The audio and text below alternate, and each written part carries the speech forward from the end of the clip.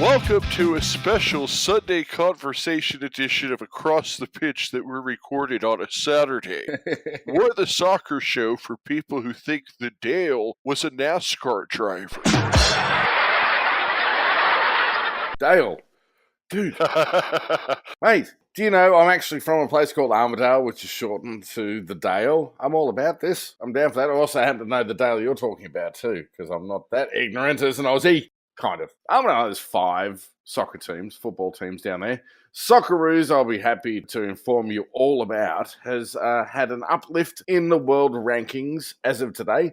They are now up to 41st in the world. In the world.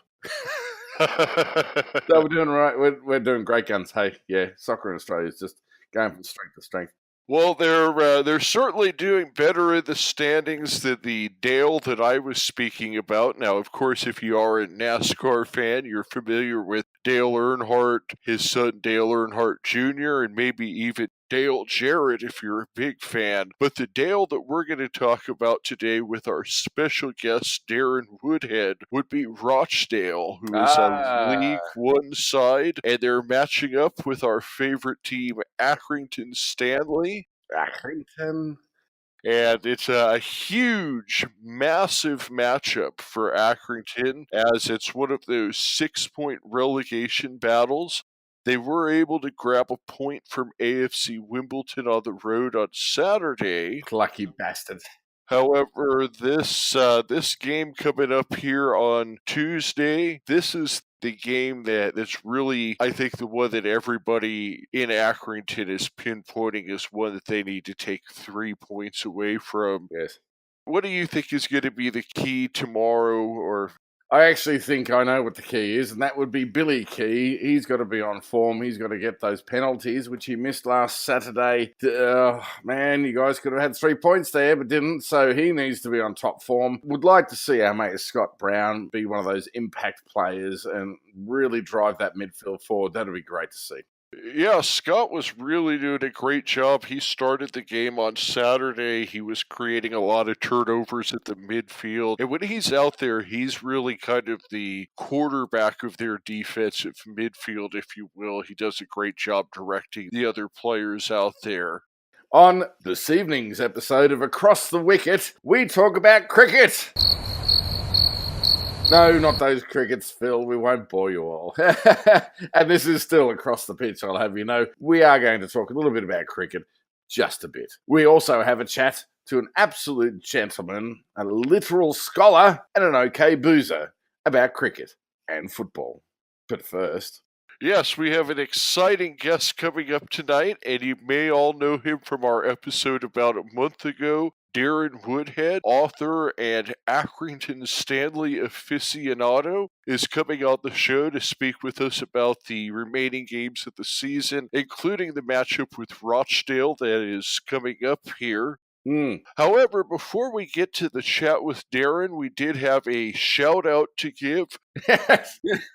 First, we wanted to thank all of our listeners as we had a special achievement today. The little intro part is being recorded on Monday, and today we had our first day where we had ever achieved over 100 streams in a single day, so we want to thank our listeners. Thank you, guys. Amazing. But perhaps more importantly, we have a hater. We have legitimized the show a bit, and we would like to thank our new listener, Sunderland supporter Anthony C., who left us a comment on Facebook. Anthony listened to our episodes last night, and here's what he had to say about it. What a load of rubbish that is. Yeah, well, he's right, though.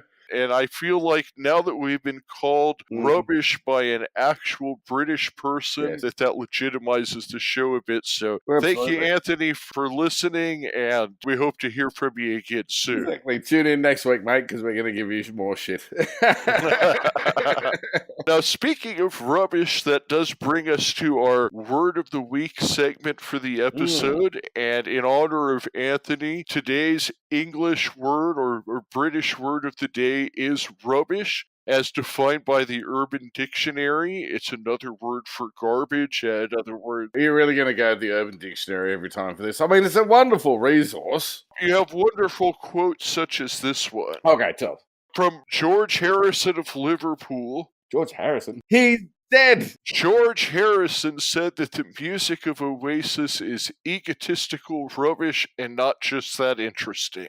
A couple of points on that, not that we're across the groove. If we were to do a music podcast, that's what we would call it. But I don't think George Harrison was around at the time that Oasis was. I'm just going to say. What would you expect he'd say about a Beatles wannabe band? That's actually the second part of the quote.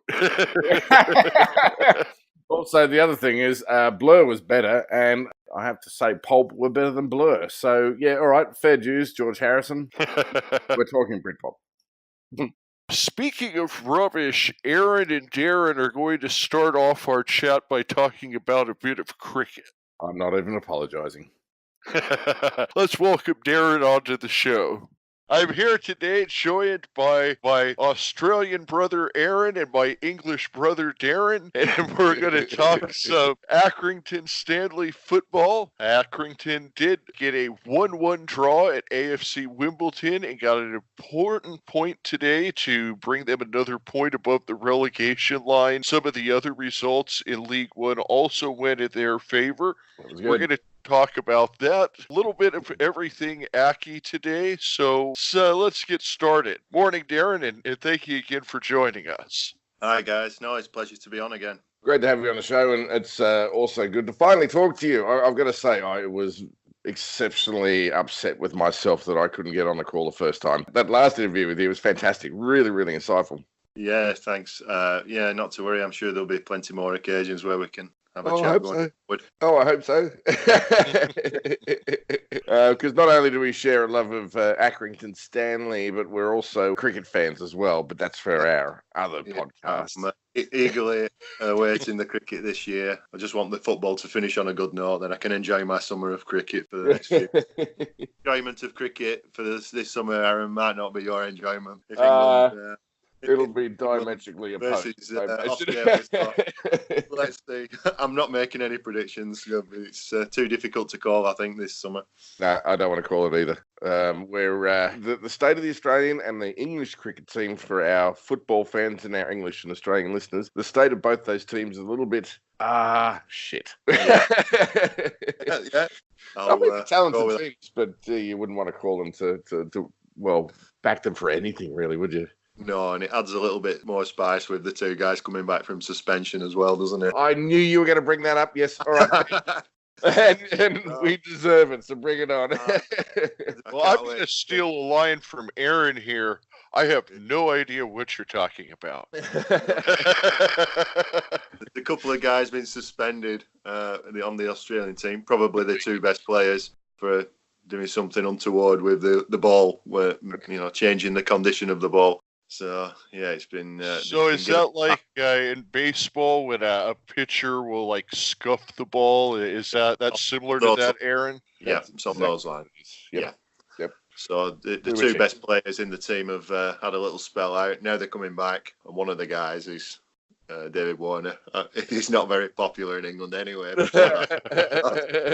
He wasn't. He's a great player. Facing the crowds this summer is going to be quite entertaining. But he's the type of guy who'll puff his chest. Is he a wanker? On board. He'll enjoy it. Yeah, he will enjoy it. He's a very abrasive guy, very talented. He is, yeah. Oh, God, I can't wait. I've got chills.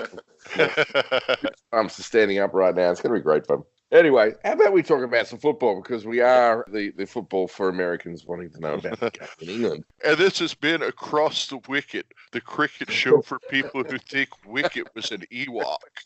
Got a tumbleweed with that one, mate.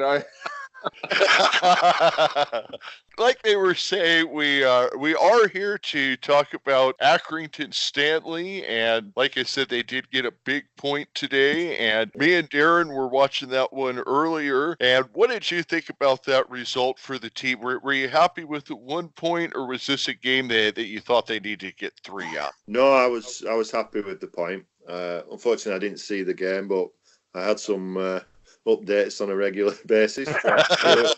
There was a little triangle of communication going on between London, Arizona, and Accrington, because you were fortunate enough to see the game. No, I would have took a point before the game, definitely, just because of the run we've been on, and it stops the rot. It stops Wimbledon from getting 3 points as well, so it's... yeah, I'm happy with that. Yeah, I think so as well. I didn't catch the game myself, but I caught the match report afterwards. And you know what? Wimbledon's been on a bit of a tear. They were my pick to avoid the drop, and I think they're going to. Yes, they're in form just at the right time, aren't they? Absolutely, absolutely. So, I mean, I don't think that's a disgrace at all. That was good for both teams. And as Phil said, results went your way as well in the other matches. The 2 games we've got coming up now are they're absolutely crucial now. With Tuesday night against Rochdale and Walsall next Saturday. They're obviously both in the bottom 4 themselves. Massive games. Yeah. I pick you to beat Rochdale. They're awful.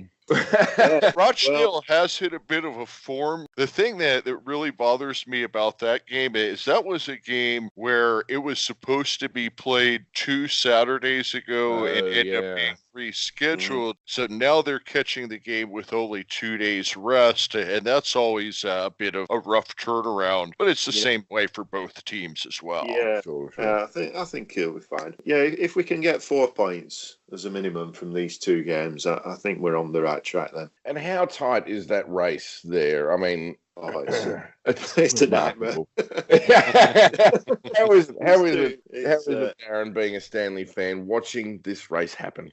Yeah, it's one of those. If you're a neutral, it looks fascinating. When you're involved with it, it's an absolute nightmare. When we got promoted, I did anticipate there'd be spells like this within the season. It's just it's come right at the end, really. We've drifted away, but it's quite common with teams who've just been promoted, isn't it, really? They have a good start and the momentum from the previous season, and it just run out of steam a little bit. It happens across all divisions, really. Sure, for sure. It's a long season. And as you say, like a promoted team, you guys are doing exceptionally well. I know this isn't on the show sheet, Phil, so you can cut this question if you want. But I just want to know from you, Darren, what's it like seeing latter end of the season struggle with Accrington Stanley? Being a fan, as you are, not just a fan, but a mega fan, just seeing that little slide happen a little bit there. What's your thoughts? Like if you were to, God forbid, go down, God, yeah. I just don't enjoy any of the game. I'll be totally honest. I'm going to the matches now, and you just want the points. I don't enjoy any of the football. It's just you're too nervous. It's such, we've worked so hard to get to this level, and it's if we did drop out, it wouldn't be a disaster for the club because the club's moving in the right direction anyway. Sure. There's so much going on. It's on the up. I know it sounds weird if you got relegated, but in general, we're flying really compared to what we were a few years ago. But you just want to hang on in there and try and build again, don't you, for next season? So it's just painful to go to the games really at the moment. You just want to get to the end of the season, stay in the league, but football's not that simple, is it? No, it's not. And I think one of our colleagues that does a podcast here in Phoenix said very wisely, I have to say, the other night, that it's no fun being a football fan. I kind of agree with him on this. Yeah, there's just certain games at certain points of the season where it's not fun, or Now looking at the standings here, and this wasn't one of the things that we planned to talk about ahead of time either, but I think it's an interesting thing that we should talk about, and I'm going to go ahead and give my 4. But what 4 teams do you guys think are going down? I mean, I think Bradford is a given. I'm going to say the 3 other teams that I see going down are going to be Walsall, Southend, and Wickham. those are the three teams that are in the worst form right now. None of them has won in their past 5. They're all right at or below the relegation line. And just to give everybody a quick update on points, right now there are everybody from 13th on down is within 4 points of the, or excuse me, 5 points of the relegation line. Right now we have Wimbledon is in 21st at 43 points. They're tied with Southend on also 43. Right now they're on 21st based on their goal differential of negative 22 is the tiebreaker there. Then going up right now, Stanley, after today's draw, they're at 45 points and 17th. So there's a number of teams between them and Wimbledon, but only 2 points. So that really tells you how close things are. But what teams do you guys think are going to be the 4 to go down? I think for me, I'm not sure about the 4, but I'd say Bradford and Southend, I think, will drop. Yeah. And the others, I'm not sure. I couldn't honestly say. I think Rochdale may do. I hope they get out of it, to be honest, because they're quite local to us, and it's a good couple of games to have in a season. I do fear for Rochdale, but we'll find out on Tuesday night. You know, it might come back to bite me, that one. Yeah, I think they are struggling. Probably Walsall. So if I was pushed, I'd say Bradford, Southend, Walsall, and Rochdale. But I'm not too sure about Rochdale and Walsall yet. Yeah, I actually agree with you, Darren. They're my pick. I think AFC Wimbledon will escape the drop zone. Southend will go in. I do have a soft spot for Southend because I had a mate from there. How are you, Morgan? He's not listening. Rochdale, I don't see them digging themselves out of this hole. They've done okay of late, but their goal differential of minus 30 goals. I mean, that's relegation bound material right there. Yeah, so my pick, Bradford, Rochdale, Walsall, Southend. Well, Rochdale does have a game in hand over the other teams, so that is something to take a look at. You know, when they play Accrington, it'll be minus 33. You know who the game in hand is, though, don't you, Phil? Accrington. Yeah. That's what I was saying. Like I said, when they play Accrington in that game in hand, they'll be minus 33. Go, Ackie. Well, now we've talked a little bit about the upcoming match with Rochdale and also a little bit about how that game was rescheduled. Of course, there was the Sunderland game on Wednesday. That was another game that had been rescheduled. And there's been a few games, obviously, that were rescheduled. And Darren, I was wondering if you thought that played any part, the struggles that the teams had over the past few weeks is just maybe getting a little out of sync from not playing every Saturday like they're used to.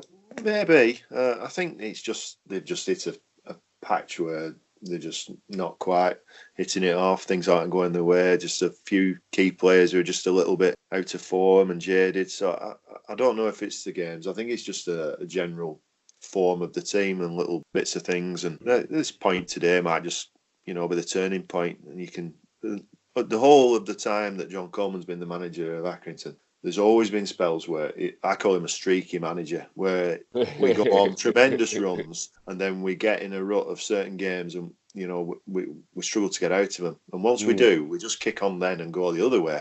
It's been like that for many years. I'm not sure why. It's just, I think because we've relatively small squads over the years, you're tending to pick the same players week in, week out, and it's a big ask on the players to be consistent for 40-odd games. Yeah.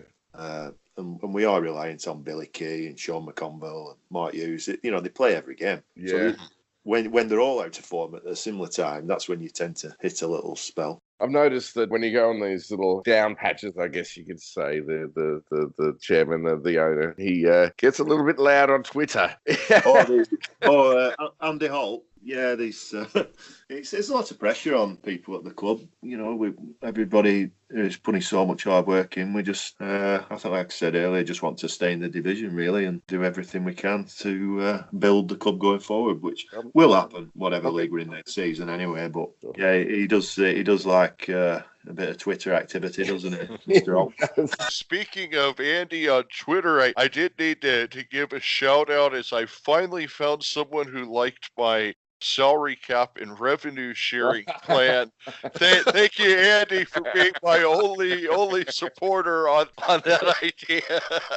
We got an ally. Well, he got embroiled with a little bit of conflict with Joey Barton last week, didn't he? Oh, didn't he? Wasn't that grand? Yeah. Oh.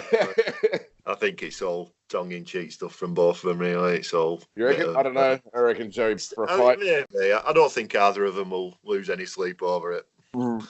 I think they're just the type of guys who have plenty to say. So I don't think it soon blows over in football. There's something else the week after, isn't it? Well, I think that's a bit of a hot button issue right now. The whole finances issue, especially in the lower leagues. And you know what? Andy's probably got a point there. You know, how can we get a better, more equitable share of TV revenue across the league so that these clubs don't die? Well, I think we're at the stage where I can just see a big club going out of business. I think it's probably heartbreaking as it'll be. It's going to take something like that for people to really sit up and take notice, because it's just it's a disaster zone, isn't it? The ownership of football clubs in the UK. We don't like to talk down the game, but that is probably a big black mark on the game in England right now. Is just how much teams are struggling outside of that top tier in the Premier League. You know, and maybe a couple in the championship. It's a lot of clubs are struggling, and you know, Accrington's probably one of those clubs. If it wasn't for a solid owner, you know, you'd been strong as well. But I think clubs, smaller clubs, and I'll probably put like Wimbledon in that category, and ourselves and Burton Albion. I think they'll go from strength to strength because they're used to cutting the cloth accordingly. You know, right. They've got budgets, they stick to them, they know what they can and can't spend, and they go with it. And some of these clubs have just absolutely borrowed up to the hilt to try and get into the holy grail of the Premier League. Exactly. It can't happen for everyone, can it? No. There's probably 25, 30 clubs who think they should be in the Premier League outside of it. So you're saying that a team like Accrington, who's used to, you know, living off the bread and milk, that they could actually do well out of this financial crisis? Okay. literally off the milk at one point. That was an unfortunate turn of phrase. I'm sorry, mate. Yeah, don't mention the milk. That milk commercial, it was the bane of my life for the last 20 odd, 30 odd years. Yeah, you ever met Ian Rush? No, I haven't. I do like Ian Rush, but apart from his association with that advert, no, at the time it was much needed revenue to the club, but it's just it's like a ball and chain around your neck. That way, everywhere you go, it's the same comment. Yeah. That was what, £10,000 that you got for that? Yeah. Oh, I didn't know that. Something like that. Yeah. Okay. Not a bad payday back in the 80s. No, it's it's a significant amount of money for the club. Yeah, it's just a support. Wherever we go in the world now, we get that.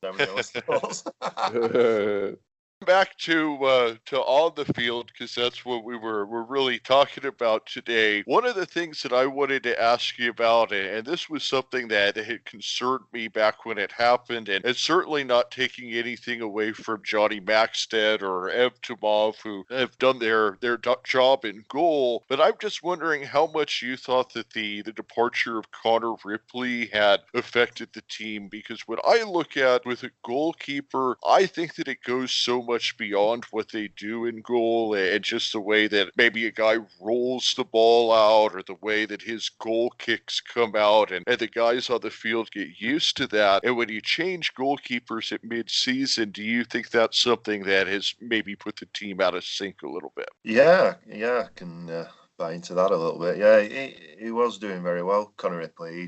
He had that little bit of an aura about him, a bit of a swagger. I mean, he did make one or two mistakes like all keepers do, but it wasn't helpful. And I think looking back, well, for me personally, I mean, I don't know the finances of the club and what dictates it, but loan players, I don't like loan goalkeepers in general, really. If you could have two keepers who are permanent, I think it's really helpful, because if you like, there's always a likelihood they do recall them to the parent clubs, but So yes. you run all the time, and you can live with it if it happens with an outfield player. But a keeper, it's so key to you, isn't it? Pretty integral part of your defence there. Yeah. Really is the one that's Yeah. marshalling those backfield players. Yeah. Yeah, and I think football even more now with goalkeepers. I mean, they are, like you said, Phil, they're playing out from the back from the keeper now. Teams, aren't they? And especially Accrington do, because they do like playing football.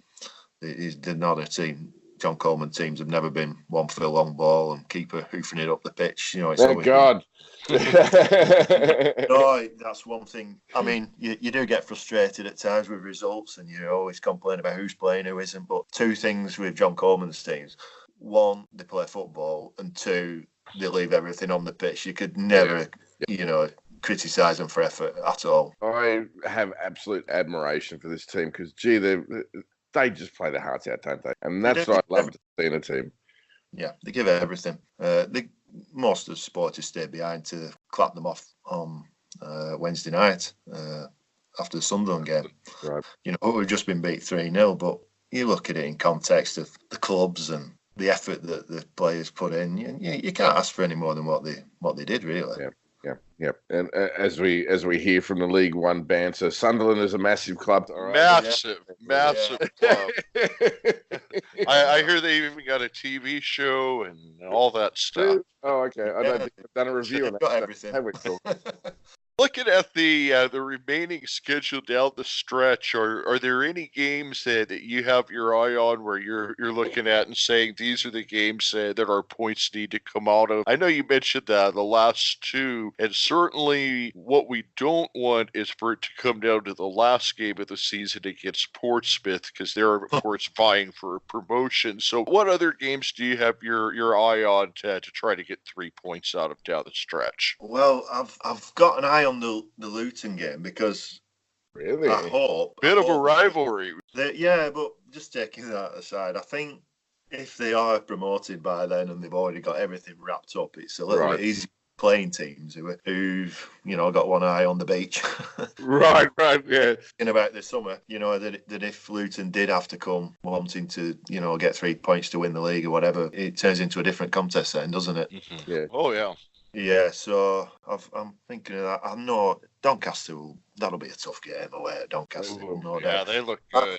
I think we've to do it this week. I honestly think we have to pick up points this week, because if we don't, we will be struggling. But I think we will. Those two games. Yeah, those two games are against. Well, they're 6 pointers, really, aren't they? Both of these games are 6 pointers. Both of them. We can put both of those teams.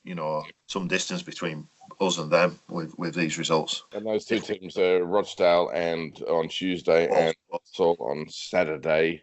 Yes, that's the games, isn't it? Ooh, yeah. Boy. I mean, you can probably have a good go at Plymouth as well if you wanted to. Well, yeah, maybe. Mm-hmm. So, remaining 6 games. Remaining 6 games. How many points do you think you need? I think we need probably 5. Okay. So if you've got 2 wins, you'll be in this week. A win and 2 draws, or 2 wins, I think. Especially if we get them against these teams who are struggling. Yeah, definitely. Can't wait. Oh, I'll be watching. I love this end of the season. Now, one thing that you had mentioned to me, and I know this was something that you wanted to kind of go in depth on, back in the early years of Stanley first being in League Two, I know you had mentioned 06-07 that the team had found itself in a similar situation. John Coleman was, of course, managing the team back then as well, and he had always found the way to pull out the necessary points and avoid the relegation. I just wanted to ask what you thought were some of the parallels that you had seen between this season and those times 10, 15 years ago in the early League Two days. Yeah, I wrote a little piece on the Accrington Stanley memories on Facebook, and once I started thinking about it before I put that piece together, there are, like you said, so many parallels where we had a good start. We lost our best player at the time, Gary Roberts, to Ipswich Town. And this year we lost Caden Jackson to Ipswich Town. Really? Oh, man. Yeah. That helped them, didn't it? Yeah. But he hasn't done any. Well, I'm not saying it's his fault, but Ipswich are struggling, aren't they, in the Championship? Yeah, they're terrible. we knocked him out of the FA Cup, but he was a good lad. He was a good guy. Was Caden Jackson. He did well for us last year. But yeah, so we lost him. We had a good start in that League Two that first season, and like we've got this coming week, we had games right at the end where we were playing teams around us who we had to win, because some of the matches, it's not a write-off, but say Sunderland, I didn't go with too much expectation. You know how tough it's going to be. They've got players who, they're a lot more skillful than some of our players. You've got to be honest about it. You've a guy like Aidan McGeady running up and down the wing. He's got 92 caps for Republic of Ireland, and it's another world. But we did our best. So the games where you've really got to do well are teams around you are struggling right at the end, and we did that season in League Two. 2007, and we managed to get over the line, and hopefully we'll do it again. I believe you will. I have faith. Yeah. Speaking of that Sunderland game, that was the replay of the game that had been called after 74 minutes. And this was something that we had talked about with Scott Brown and asked him about. What are your thoughts on a game that plays that far in? Is there some point where, say, if you complete 60, 70 minutes of a game, where it should just be counted official? Or do you think that, if it doesn't go the full 90, you replay the whole thing? Because that is where they were looking at a draw. They were tied 1-1 in that first matchup, and that if it comes down to a point at the end of the season, I mean, that would be just a brutal thing to look back at. It would, yeah. It's a difficult one. I suppose the rules are there, aren't they? And everybody knows at the beginning of the season it can go your way or it could go against you. I can understand that after a certain point in a game that the result would stand, but I suppose the rules are the rules, aren't they? And unless it's always going to benefit someone, and some teams are going to think they've been hard done to.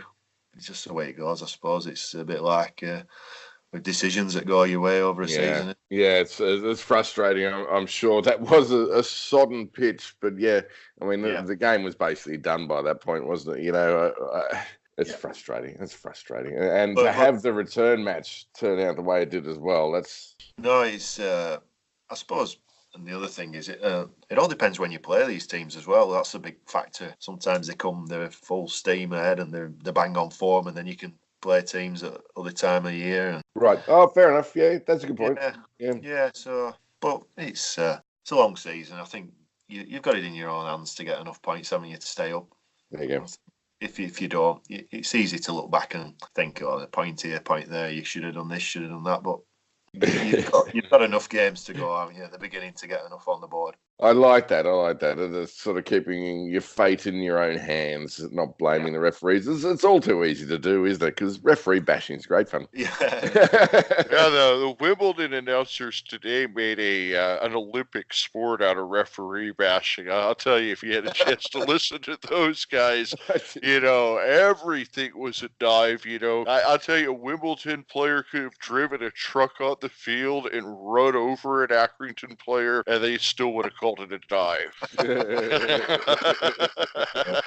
The other thing that we wanted to talk about today is your book, and I saw yesterday where you got the proofs in for the cover. Tell us how that's going. Yeah, so quite a milestone really, just to see it printed off.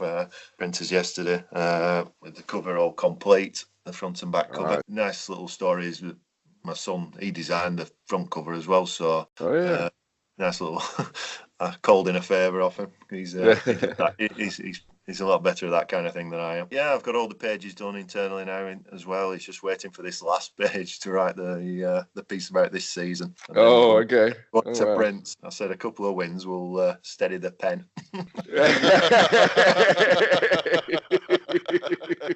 Yeah, that's a couple of other chapters there if they do. Yeah. I don't want to be writing about relegation, but like I said earlier, I can't get too down about it all because of how much good stuff's going on at the club and how much is growing. The fan base is growing. The ground improvements. Every time you go to the ground, there's bulldozers there. They're knocking things down. Yeah. It's incredible to see when it's been in decay for the last probably, it had 10, 15 years where we'd had no ground improvements. It was crumbling, really, the ground. And all of a sudden, Andy Holt's come in now and he's put the infrastructure there, new offices and new shop, and they're building new changing rooms, new sports bar and things. Yeah. That looks really cool, actually. I saw that they were knocking out that what stand do they call it there? Yeah. So then they started work, but it's every time you go to the ground, there's something new. So That's good. Yeah. On the field, the football, it's a bit touch and go at the moment, but in general, the club's going from strength to strength, really. We were talking about your book. We'll come back to that in 1 second. And I think that's probably an indication of a club on the rise. Even if you do go down, there's probably a bounce back up next year. Knowing that you've got this better infrastructure behind you as well is certainly good for, well, everyone involved. You know, the players are probably seeing this and going, yeah, this is grand. Yeah. We've got a guy, we've got the youth team that I noticed they'd sign 3 or 4 players on full-term contracts from the youth team last week, so that's positive. With a guy playing in the team now, Ross Sykes, who's come through the youth team, and that's something that we've improved on recently. We were particularly good at. We didn't have that infrastructure, so that's really good for the future, isn't it? When you bring in players through, they've got a bit more affinity with a club and they've been there as kids and etc. And you can get them a professional contract. And, so it's all good stuff. So back to your book. Do we have a title for the book yet? Well, it's called 50. So it's 50 years at the Crown Ground. So we've had 50 seasons since they reformed. Okay. And there's a page on each of one of those seasons with a report of the season, plus photographs from throughout that time. Fabulous. A couple of special pages at the back of the book. One page just dedicated to John Coleman and Jimmy Bell, the management team. Okay. And one to a guy called David Hargreaves, who's sadly passed away. I saw that, yeah. Recently, and he was our record goal scorer. So it's mainly 300 over 300 was the 306 goals that he had. Yeah. Wow. It's amazing, really, to score that many goals for one club. It's incredible. He did have a little bit of he went to Blackburn Rovers for a few games when he was in his 20s. It didn't really work out. He had some injuries and he changed the manager, so he came back and just continued where he left off and scored an incredible amount of goals. Obviously, it was at a lower level, but still to do that for one 300 goals in any level is incredible. Yep. Yeah, I mean, talking about levels, I spoke to Phil this week. I was just thinking about the Conference North, that our origins, we came from that kind of level. Now I look at that level now, that'll be tier 6. Yep. There's probably half of the teams in that division who I consider bigger clubs than Accrington. Yeah. Your Stockport counties and York City. Oh, okay. Yeah. There's some massive clubs in there, and it's crazy how it works out, football, isn't it? We've gone on the up. Your teams like Salford are on the up, and some of the other established old football league clubs, they've gone the other way. So it changes all the time. Fascinating. That's fascinating. And I don't think that's ever a concept that I'm sorry, America. It's not a concept that they'll quite understand over here. I think the only thing you can really sort of equate it to is, I don't know, St. Louis Rams, for example, had a club, don't have a club anymore. Sorry, guys. Yeah.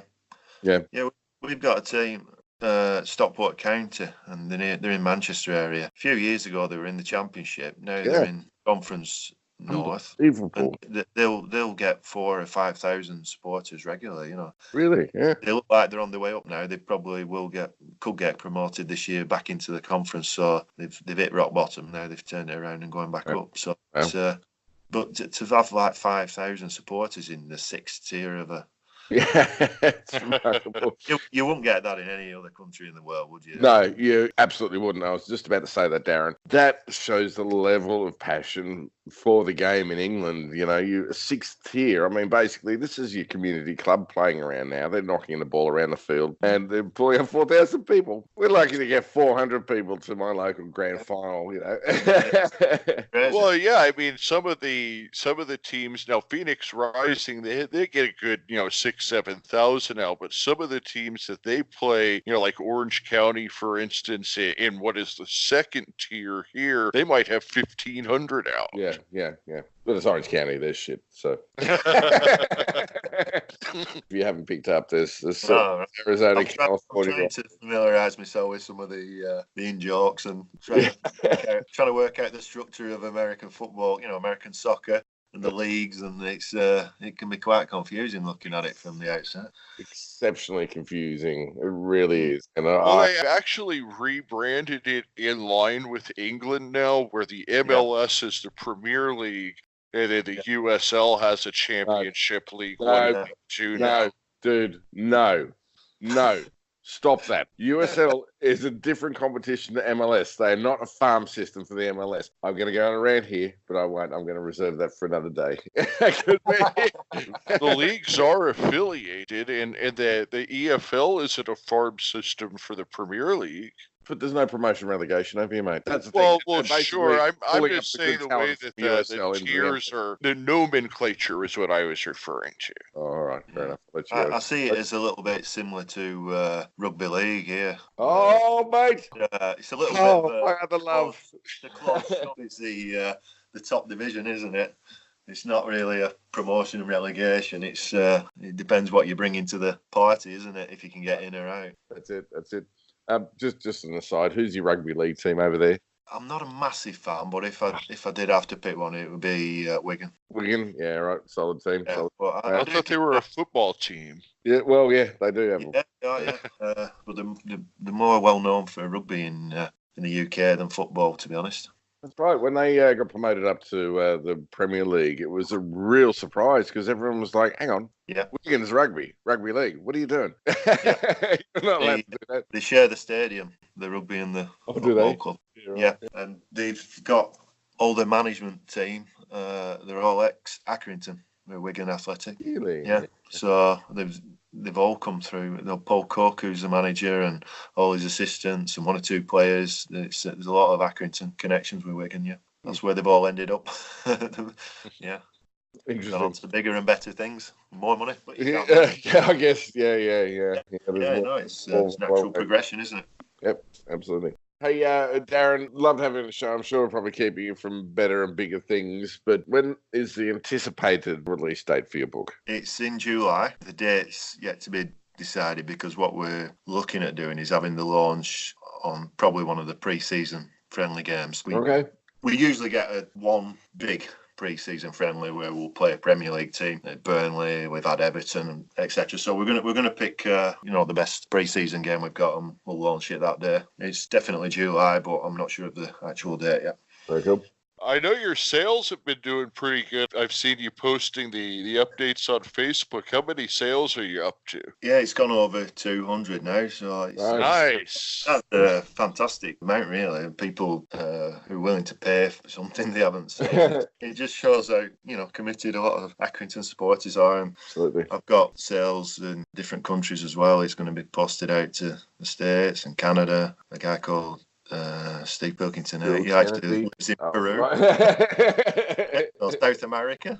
They're going everywhere. So that's exciting as well. And where can people buy your book? You can buy it through the Accrington Stanley Supporters Club website, which is called stanleyon.com. And it gives you all the options there, postage, etc., and how to pay and collect the book and all the details. It's actually a good website in its own right, though. Even if you don't want to go on and purchase a book, there's some really good articles on there, good features. There's a guy called Peter Leatham who runs our supporters club, and he puts in a tremendous amount of time and effort into making it a success. Fundraising activity, raised money for a new scoreboard and fan zone, all sorts of things. Fantastic. They put some good work in. That's fantastic. So that was on stanleyon.com. We're going to put a link in the show notes again. We did put a link on our website the last time we talked with Darren. We're going to put another one of those up, so you can also find it at the show notes as well. You just go to onstanleyon.com. The Supporters Club, I know that they just made an announcement that they're now over 400 active members, headed towards towards Wow. 500 paid members. I've got my card, and it is just a $5. So Is that right? go ahead. Yeah, just a Oh, $5, mate,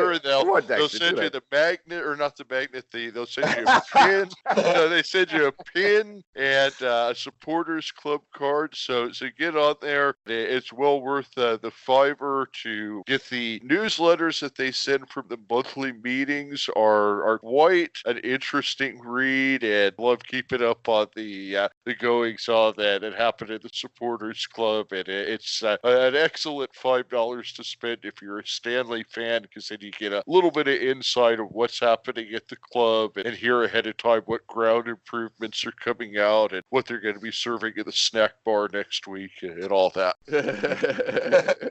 That's good. Was there anything else that you wanted to talk about in regards to the book, or anything else, Darren? No, I think we've covered it all there, guys. Yeah, no, I'm happy with Fantastic. that. It was great to have you. Great to have you on the show again. Yes, Really enjoyed it, as always. Finally, great to actually talk to you as well, Darren. I know this has been a long time coming. Check out his new book. It'll be coming out shortly, hopefully sooner rather than later, because we hope that Accrington will avoid that relegation battle. The name of that book was 50 Years at the Crown Ground, 50 Years of Accrington. Hopefully we'll see it sooner rather than later. Good chat. He's a great chat, Darren. He loves his cricket. He loves his football more. What do you reckon, Phil? Do we have a cricket convert in you? If you guys want to talk some baseball, then I'm down for that. But when it comes to cricket, I don't know the first thing about it. No. I'm not afraid to admit that. No, and it's okay, mate. There's a thing that cricket fans across the world say. It's not something you're taught, it's something you learned, right? It's more like you learn it by osmosis. You don't sit down and watch a couple of games and go, I think I've got this, because you don't. You don't. I certainly enjoyed the chat with Darren, as always. He is, just such a great guy and so passionate about Accrington Stanley. And I usually will chat with him on game days. And we, of course, look forward to his book and look forward to chatting with him more. Yes. And don't forget, if you want to see more from Darren and more about Accrington Stanley, to go to his group called Accrington Stanley Memories on Facebook, or you can also follow Darren on Twitter at Memories Stanley. That's at Memories Stanley on Twitter, and his Facebook group is called Accrington Stanley Memories. I believe there's around 1,500 members talking about everything and anything Stanley. If you want to see pictures, historical pictures of the team, videos of current games, it's all on there. It is. And I'm a little bit upset he's got more followers than us. But, he has put his heart and soul into this book. Into several books now. So, well done, Darren. Always a pleasure to have a chat to you, mate.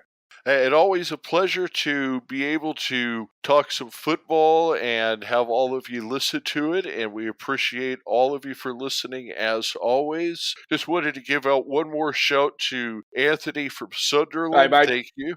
Yep, thank you again for listening.